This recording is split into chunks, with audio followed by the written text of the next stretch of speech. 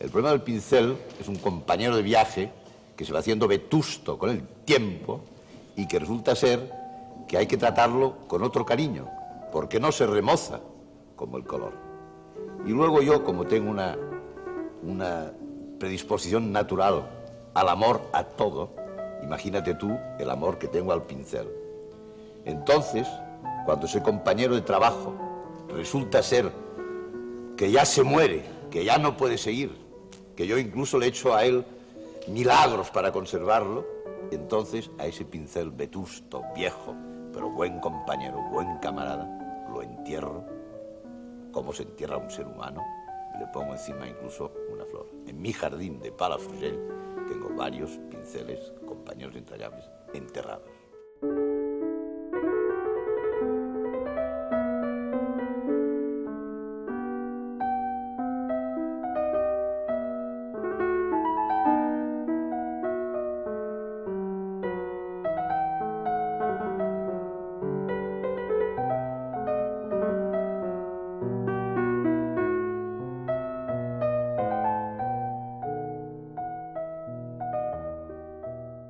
Com es va iniciar el teu pare en el món de la pintura? A la guerra, en el mateix moment de la guerra, sitiats a casa seva, no? Que no podien sortir de casa a les fosques, moltes vegades, no? Només amb la poca llum que els hi deuria arribar durant el dia, espantats, i l'única manera de poder alienar-se del món fos a través de que la seva mare els hi posés uns fulls blancs i els hi donés 4 colors.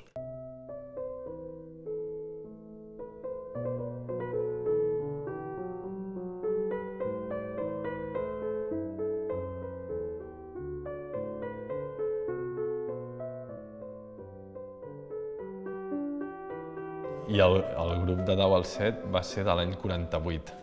I no va durar pas gaire, ha tingut molt de renom, però van ser escaig 3-4 anys només, I el que transmeten és que en un país de postguerra, on quasi bé estava prohibit tot, a través de la dictadura, el fet de trobar-se amb uns joves que també tenien aquesta inquietud en el món de l'art i que volien relacionar-se amb els que hi vivien, com era el Joan Miró. A través del Brossa van poder conèixer Miró i van veure com treballava.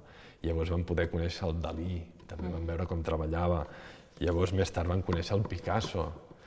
I llavors era com una motivació, entre els uns i els altres debatien i llavors plasmaven en la seva revista les seves inquietuds. Era un moment que volien conèixer-ho tot i que es volien trobar ells mateixos.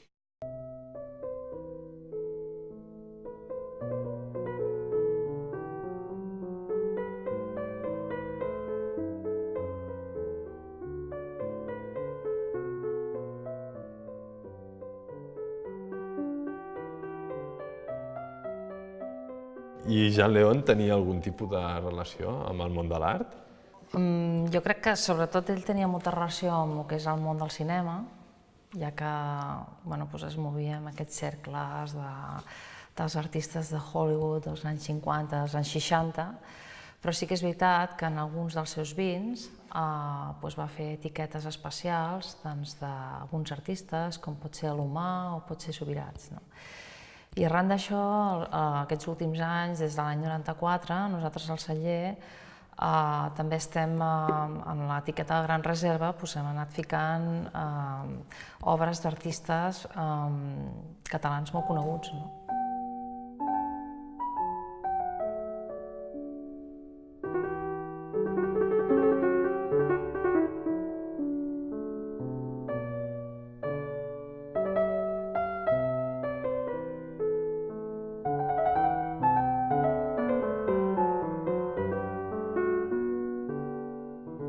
Primer de tot has de mirar la intensitat, o sigui, es veu que té una gran intensitat de color, i després la tonalitat. Has de posar la copa contra un fons blanc Llavors veuràs que hi ha una tonalitat a la vorera, i veus que hi ha unes tonalitats així entre un granatós i també notes una mica teules, no? I això vol dir que és un vi que ja té un cert temps d'envelliment, no? De fet, ha estat 2 anys en barrica. Llavors, una vegada ja has vist el color, el següent pas és la intensitat aromàtica, no? Llavors has d'olorar 2 vegades, no? La primera vegada és sense moure la copa, després agites, trenques la tensió superficial i llavors surten algunes molècules que d'alguna manera no són tan volàtils, però que al trencar la tensió superficial surten i les notes. Llavors aquí és un vi també que es nota també un temps d'envelliment en fusta, roure francès. Hi ha unes notes molt interessants de torrats, hi ha unes notes també molt interessants de cuir, de tabac també. I després en el fons també hi ha una nota com de confitura de pruna.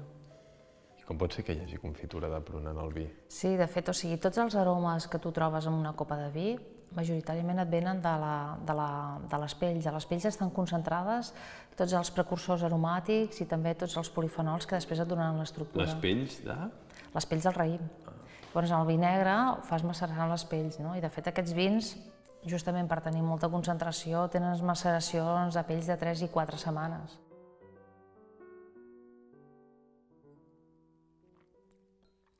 Veus que té una entrada molt golosa, té molt de greix, després té una bona astringència i al final de tot surt aquesta acidesa, aquesta allargada. És un vi molt llarg i molt elegant. Està bo.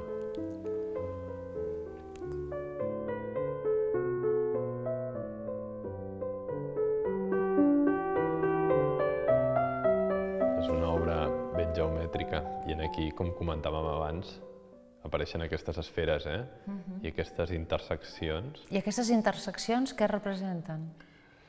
Això t'ho hauria de dir ell, què representen. Però d'alguna manera, els polígons, que són molt presents, i llavors aquesta perfecció que es veu en determinats punts. De totes maneres, aquesta obra...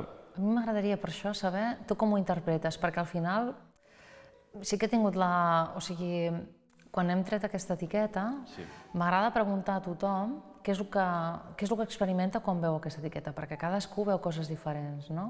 I això és l'ideal, que tothom hi vegi alguna cosa diferent. Sí que estava molt influenciat per la ciència i els avenços científics, i la possibilitat que hi havia uns mons al microscopi que no són visibles amb els ulls, o un macrocosmos que tampoc és visible si no tens un telescopi molt potent i tot i així hi ha mons que no sabem com són. I llavors aquesta capacitat de saber això, de poder-ho imaginar, però de no poder veure-ho amb els ulls, ho plasmava a les seves obres d'art.